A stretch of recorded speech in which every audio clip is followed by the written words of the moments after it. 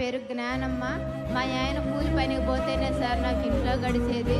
మా ఆయన కూలి పనికి పోయిన రోజు మాత్రం అడుక్కొని తినాలి సార్. నేను నా పిల్లల్ని వేసుకొని నేను ఊరి మీద పడుతున్నాను సార్. అందుకని నాకు ఇల్లు వాకిలు లేదు సార్. మిమ్మల్ని ఒకటే కోరుకుంటున్నాను సార్. నేను నాకన్నాది ఒక ఇల్లు ఇప్పిస్తే దాంట్లో నా పిల్లల్ని పెట్టుకొని ఉంటాను సార్.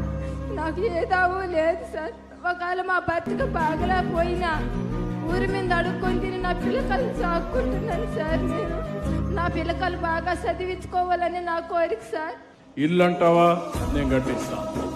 అది నా బాధ్యత. కలెక్టర్కి ఆదేశాలు ఇస్తున్నా.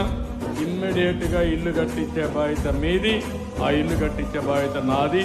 నీళ్ళు ఇస్తా, ఇల్లు ఇస్తా, కరెంట్ ఇస్తా, టాయిలెట్ ఇస్తా, గ్యాస్ ఇస్తా, అన్ని వస్తువులు కల్పిస్తా.